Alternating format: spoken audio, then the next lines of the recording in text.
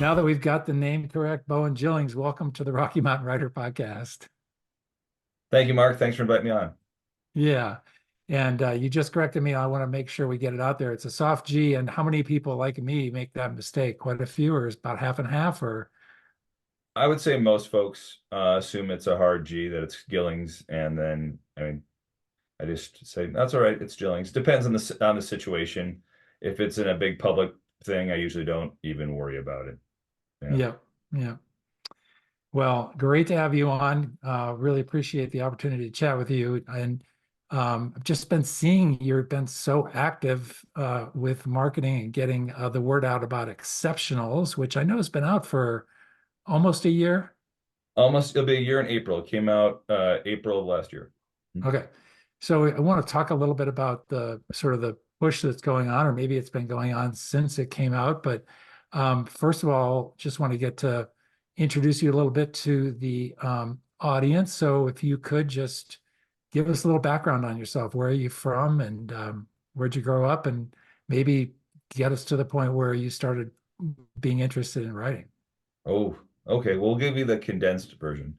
Uh, Yeah. Born in Wisconsin, then as a probably kindergarten, first grade age, we moved out to the Black Hills of South Dakota, and that's where I pretty much grew up all the way through high school, first year of college, undergrad was there. Did my undergrad work in Minnesota, then joined the military and spent 10 years in the military, bouncing around Europe, stationed on the East Coast as well, and then went to a school there at Fort Leavenworth in Kansas. Uh, when my wife and I got married, she was active duty Air Force, so I left the service and followed her. And we ended up in Alaska at Anchorage. Did my master's up there at the University of Alaska in Anchorage, and then a couple more duty stations. Ended up retiring here in Colorado from the military. How I got into writing was basically I was a professional actor after the army. Did mostly local things, TV commercials, training videos, public broadcasting shows, things like that. Nothing really huge. But then living here, when we decided we wanted to have a family, it was going to be a shift in lifestyle, and so it wasn't really going to be conducive to what I needed to do as an actor, which was be ready to head to Albuquerque any morning by 9 o'clock or something. So I looked for a different creative outlet, and I'd always had a story in my mind, and it's still the story that I haven't wrote. And so I started looking for writers groups here locally in the Springs, where I live in Colorado Springs. Found one, got connected, just started networking, finding more people, getting feedback, growing my craft. And then about 2016 is when I went to my first writers conference here in the Colorado Springs. I went to the Pikes Peak Writers Conference. And people there have been talking about other organizations around the state. I learned about Rocky Mountain fiction writers. And then about 2 years later, I want to say 2017, 2018 is when I went to my first Colorado Gold up with Rocky Mountain fiction writers. And then I've kind of expanded since then. The first thing I released, I did have some short story in a publication called Allegory, but my first thing I released was a novella that I released in 2021, just to see what it was like to do, and then released some other shorts, had some other things published in anthologies, things like that, and then my novel, which I'd been shopping around for about 2 years. I kind of finally put a line in the sand and said, okay, if we're not at a certain point by now, I'm going to self-publish. And nowadays, self-publishing isn't this secondary market anymore. It is a totally viable option for authors to get their stories out there, because so much of it you as the author get control of, and you as the author, even a traditional publishing sense, are expected to do, especially everything after publication, all that marketing, networking, publicity, to help sell the book. And so it's kind of been a natural good fit, but it's been a learning process and still is. That's great. That's great. What a great rundown. Before we get to the novel, which I assume is exceptionals, that's what we're talking about. Yes, the novel's Yeah, okay. acceptable. Yep, yep. So I'm just curious, that creative outlet, is that something that you needed all during your journey in the military? Was that something that kind of grew along the way? It's something that's always been a part of me. At a very young age, I got into uh, theater. I got into creative writing in junior high and high school, won a few contests. So there's always been a creative element to my existence. Even throughout my time in the military, there were things that we would do. You know, we had a group of friends that would do like role-playing games or anything that was ways to have that kind of vent, and also lots and lots of reading, especially in the genres that I enjoyed, like fantasy and thrillers and things like that. Uh, and so I know that that's part of my makeup, and I feel kind of starved if I don't get to do something. And so it just became a conscious shift from my acting into writing. But then when I found as participating in writers organizations and doing things like giving workshops and or being an MC or something like that, I still find that same acting joy because you kind of get to perform still. Just like also selling your books in person. You get to market and network and share your story with the people walking by and the people that are coming up to talk to you. So that is still feeding that same kind of energy I used to get out of acting, just in a different way. For sure. Were there some particular books or writers you followed as a youth that really inspired you? Oh yes. I loved so when I was in maybe second or third grade, I got my first box set of the Chronicles of Narnia, tore through all of them. And then in about fourth or fifth grade, I got a book from one of my teachers who actually handed it to me and said, "Hey, you have problems with energy and paying attention, and you're always having these, your mind's wandering. So try this book." And it was My Side of the Mountain by Gene George, which is a Newbery Honor book about a young man who runs away from home, lives in the woods. I read that book every year. It's an easy read. I got my daughter to read it. But the big change happened for me when my uncle gave me Lord of the Rings. And I had never read Tolkien, never even seen the animated, versions from the 70s of the movies. But then read through Lord of the Rings, just it was entirely different than anything I'd ever experienced.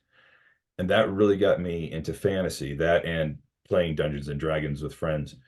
And so the very first fantasy book I ever pulled off the shelf on my own, that I ever walked into a Beat Alton bookstore and said, I want that one, was Dragons of Autumn Twilight by Margaret Weiss and Tracy Hickman. It was the first of the Dragonlance Chronicles. And that Larry Elmore artwork on the cover just snagged me, and I immediately grabbed it. I poured through it, read the trilogy. I've read the trilogy 5 or 6 times. But those were really the ones that kind of set me on my way. And then you know, as I got into writing, I started expanding the genres I would read because I really was focused on reading mostly fantasy, some thrillers, some kind of adventures. But since being involved in writing groups and knowing other local writers, to me, I started reading their stuff. So I've been reading, romance and mystery and science fiction, horror, all sorts of things that I didn't typically read or wouldn't have pulled on a shelf my own. And it's given me greater appreciation for those genres and for the amazing quality of writers we have here in Colorado. So true. Yeah, absolutely. It's funny. I read Lord of the Rings and absolutely loved it. I couldn't get enough from started with The Hobbit and then tore right through the trilogy and absolutely thinks to this day it's one of the finest pieces of writing out there in imagination and execution, everything. But I have no interest in writing fantasy. So it's interesting to me I also read a little bit of some other stuff. Stephen Donaldson was another trilogy. The Tales of Thomas Covenant, I think, was the Mhm. name of that trilogy, which really, but again, that was years and years ago, and I just took a uh, turn toward crime fiction. But that's just the way it goes. You just never know. Very Yeah, I mean, interesting. Very, just to keep on this tangent yeah, for a yeah, second.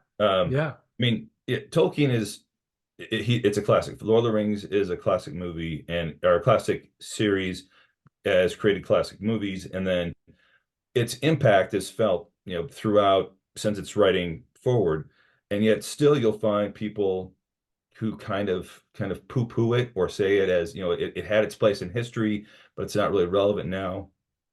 Well, my wife and I, and my daughter, we took a month in December and went to New Zealand.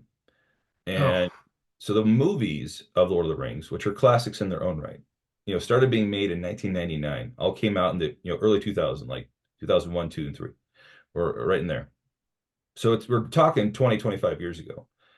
Those things are still huge economic drivers for that nation. There's still Lord of the Rings stuff everywhere.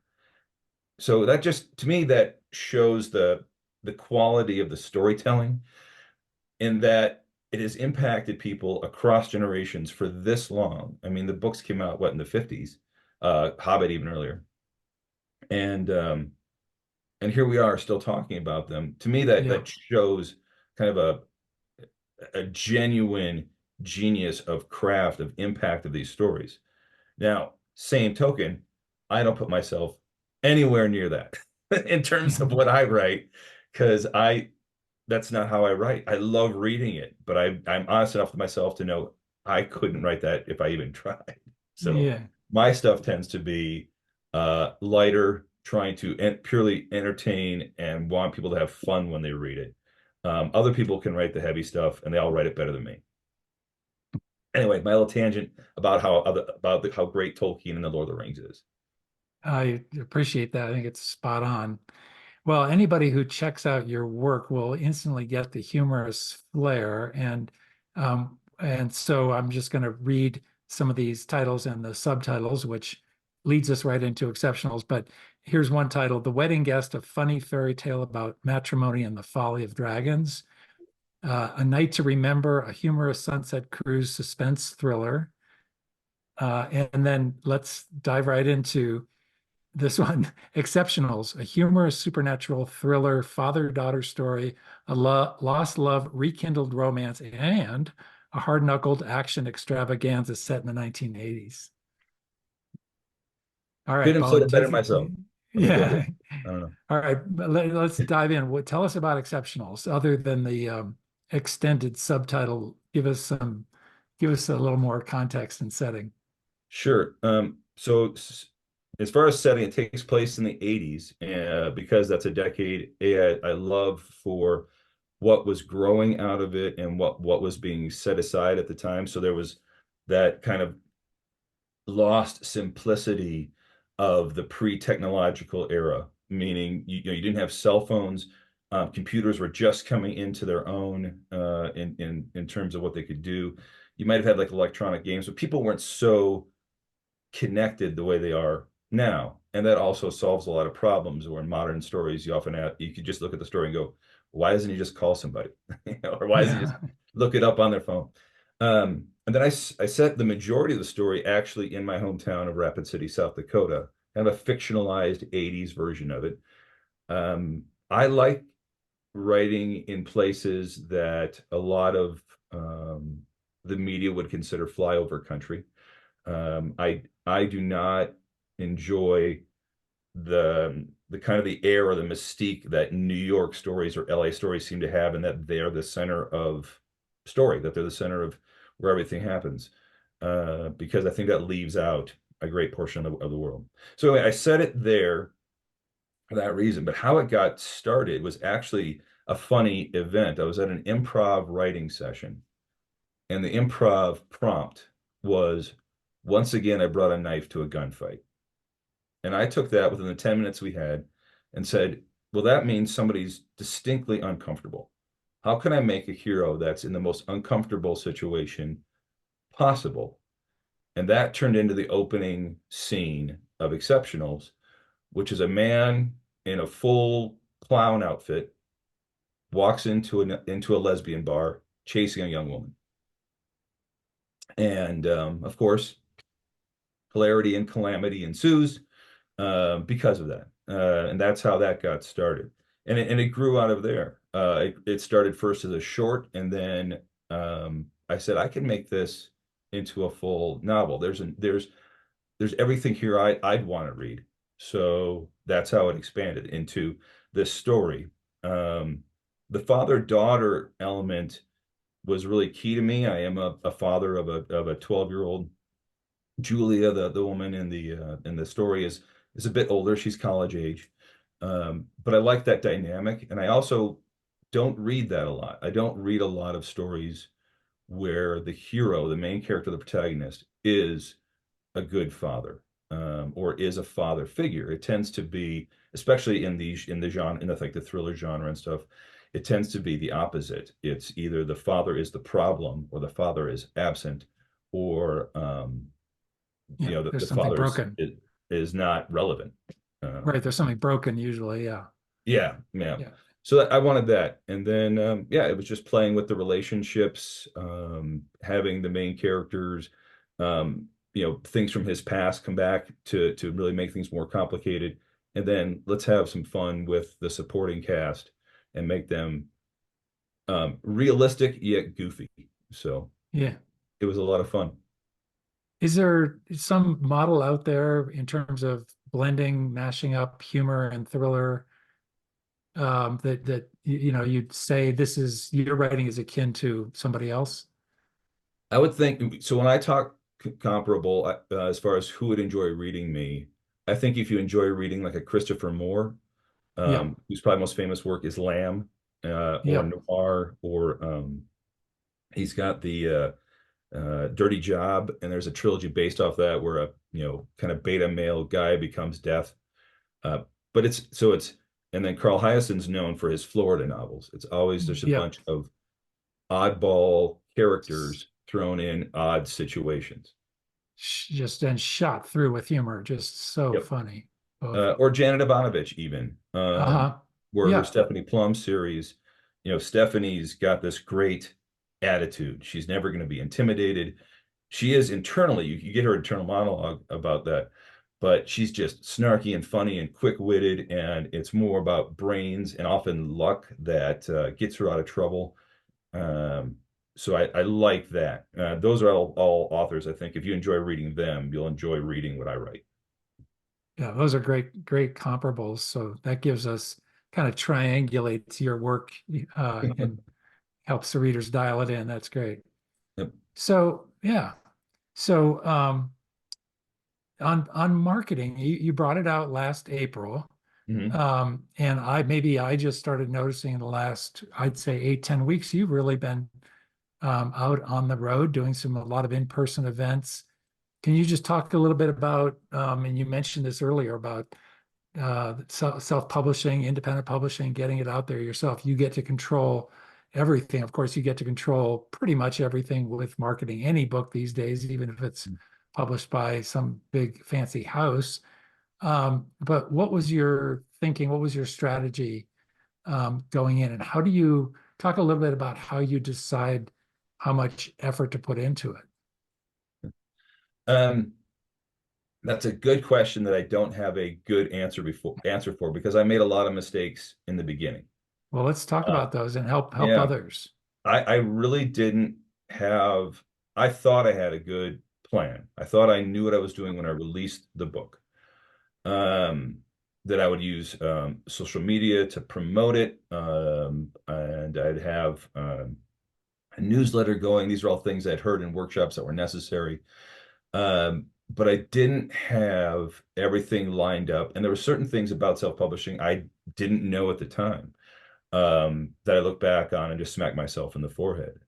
For example, if you're a self-published author, but you want to see your book on the shelves at a bookstore, not just available on their website, you do need to make your book returnable, which not all publishers have that capacity to do, no matter who you publish it through. So you have to check on that, and if that's a goal of yours or not.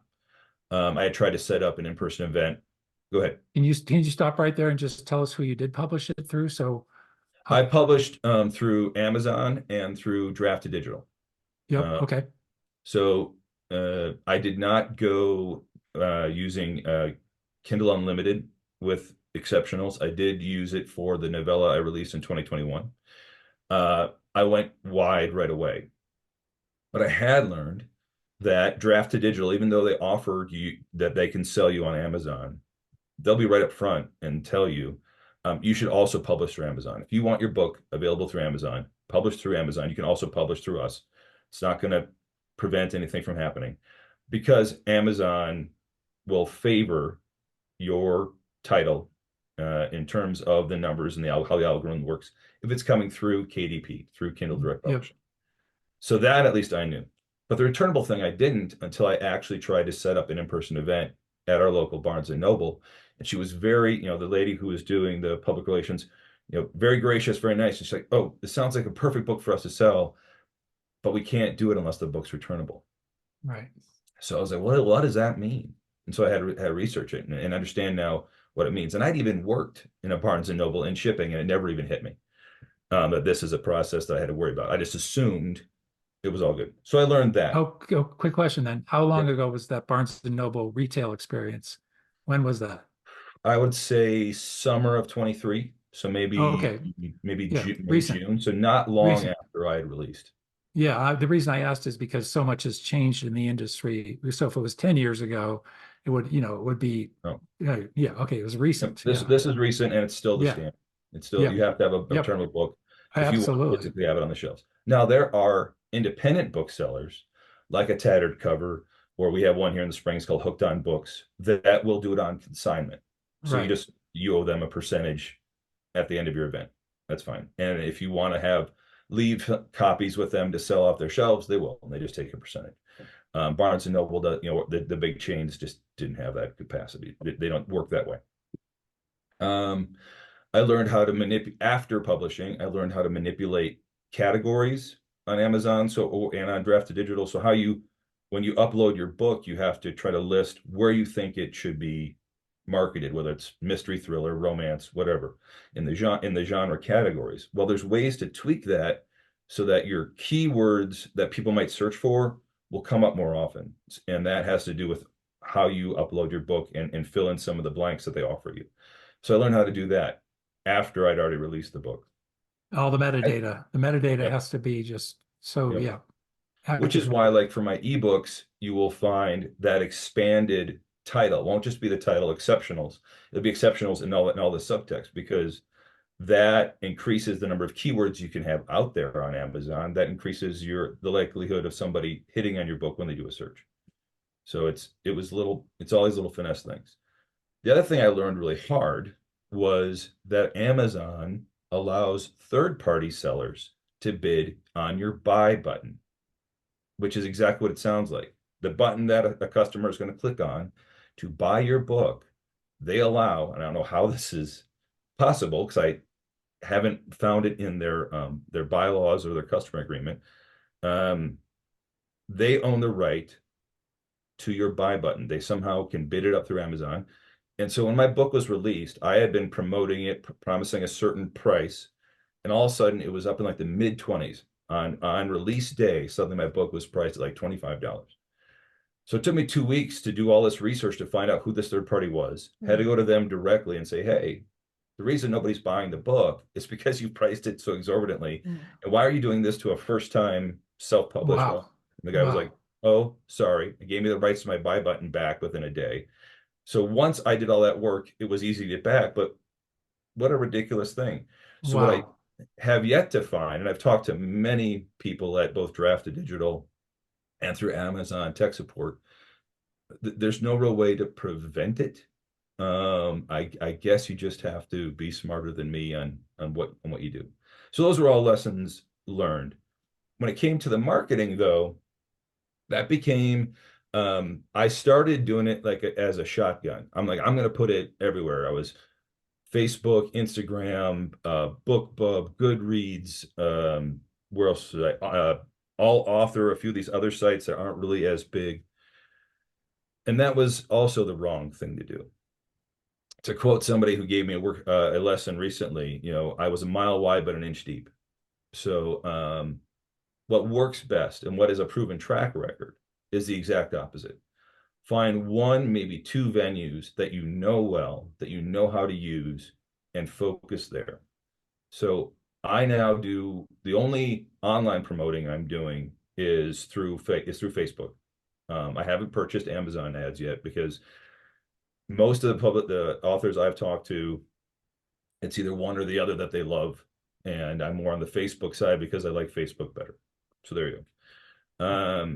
And then the other thing and then I have my newsletter for those that have subscribed, and I'll do promos through that. I do promos through Book Funnel, Mhm. which is another great website. I think authors should get a lot of good use out of, because you can do things like swapping promos with other authors, like you share newsletters or swap newsletters and cross promote each other's books.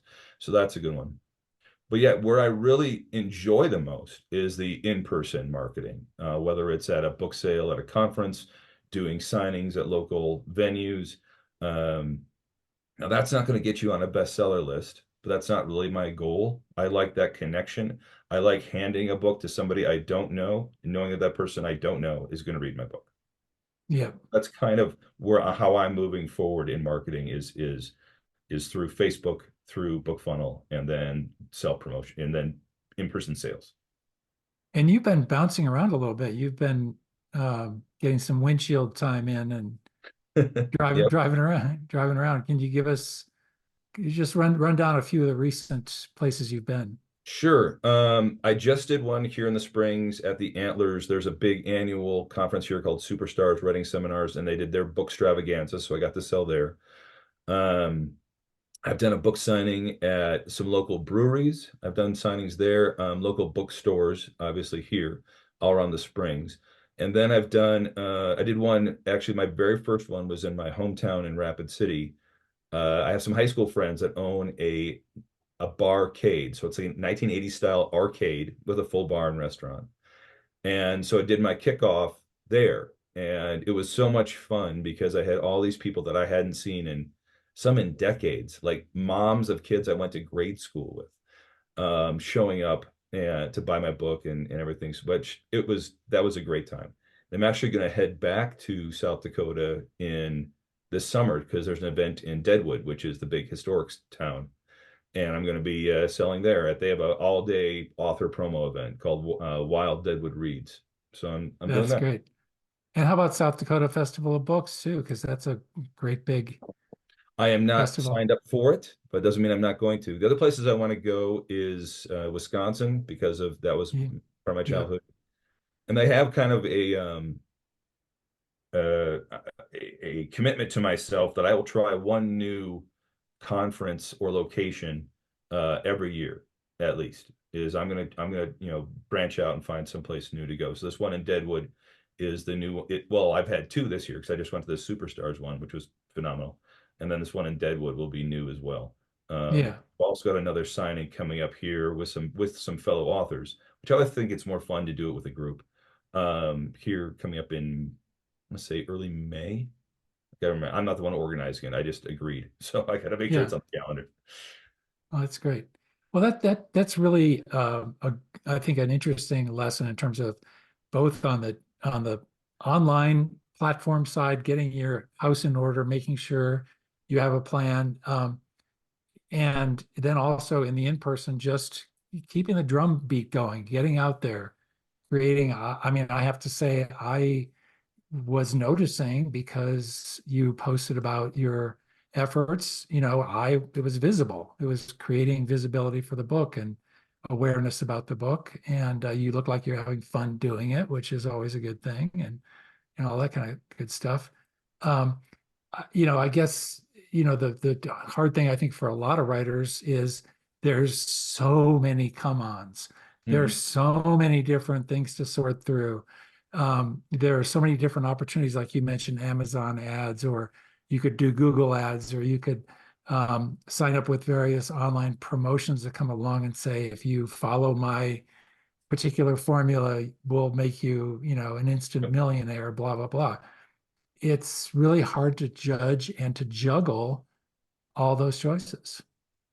It is. So it really comes down to discernment. And what I've slowly learned in my slow moving brain is a great thing to do is you find a fellow writer who's a few steps ahead of you, who's um, who's working or operating in a way that you want to emulate, let's say, and then just ask them, hey, I've got a book coming out, in about 6 months. Can you help me check the blocks on making sure I'm covering everything? Those kind of things. And they might have different things, and they might do something you don't want to do in terms of marketing or promotion. But if it's somebody who's got 8, 10 books out, or at least more than you do, or you're not in that position in your career yet where you have a series out and you have multiple things on out there in the world, that they can help you navigate that kind of minefield, so that you aren't, like I did with exceptionals, missing steps along the way before you even get it out to the world. That could have helped you get it out to more people earlier and things like that. So with exceptionals, I'm still kind of playing catch up. Again, it's been out for close to a year, and the lifetime of a book is not very long in terms of its big ability to impact. So my hope, or my plan at least with exceptionals, is because it started with such a slow burn, that it will feel like a new release still throughout 2024 in terms of how I promote it and things like that, even though it did come out in 23. Just in Well, time to and hit that wave for my next book coming out in 25 is the plan. Fingers well, crossed. I think I think you're spot on. I think books actually do have a pretty long life. I've always said to friends, it's like a wave. You're just going to go through some peaks and some troughs, but it really is up to you in terms of how, what your timeline is. And I've seen authors write it for 4 or 5 years. There's nothing that says you can't. But Right. if you have another book coming out, that's going to add to the fuel, Yeah. add Because to you the can do all fire. sorts of things once you have multiple properties out there. You can, box sets, you can cross promote, you can start writing in somebody else's world, you can do a special edition. I haven't come out with a hardcover. So that's another way I can keep the momentum going. I haven't done audio yet. So those are other things that I can do to keep the momentum going for this one book. Um, the thing that I don't want to do though is get trapped in exceptionals, meaning that the focus of the majority of my time as a writer is promoting this book that's already out there. There's things I have to Right. do. I have to make sure, and all writers do, that yes, that book's out there, but you have to focus on the next book. Your secondary focus is what's out there. So an easy way would be like, if you in your writing day, you start with writing, and then maybe after lunch you do the marketing, or however you want to look at it, just so that you don't forget that what you really owe yourself and your readers is another story. Yep. Boy, that's so well said. Really, really well said, Bowen. Well, smarter people than me said it first. I just took good notes. Yeah. Yeah. Well, I know in Rocky Mountain Fiction Land, Rocky Mountain Fiction Writer Land, the Published Authors Alliance group is really, really good to have these kinds of discussions, Yep. headed up by Andre Gonzalez, and who only has like about 30 books out or something like that. But there are, and the power of networks, which you've talked about in terms of getting answers and finding compatriots who are on the same path and following the same journey and running into little obstacles and getting those sorted out. That's the power of the networks. So Absolutely. yeah, give Yeah, us a little preview. I would say it's one of the most important things you can do for yourself. I mean, if you're writing for you and you have no intent of putting it out in the world, there's nothing wrong with that. But if you do want to put it out in the world to the point where you want to help other people see your stories, then you making a network of people that can help you get to that point, or can help you with that education, is so vital for every writer. I mean, people often think of writers as the kind of lonely job, that it's just you in front of a keyboard or a notepad or whatever. But it is not. You need kind of a group around you, if for no other reason than to bounce ideas off of, or to help keep you on the straight path of, like, yeah, you're writing something worthwhile, versus, hey, you might want to take a look at this. Yeah, so I would hope all authors, once they're into it, find a network of some kind of others. Of It doesn't even have to be that they write the same stuff, but other writers, because they're going to help you be better, even whether it's at craft or if it's at the marketing, publishing, getting it out to the world thing. But you need them around you. 1000%. Amen.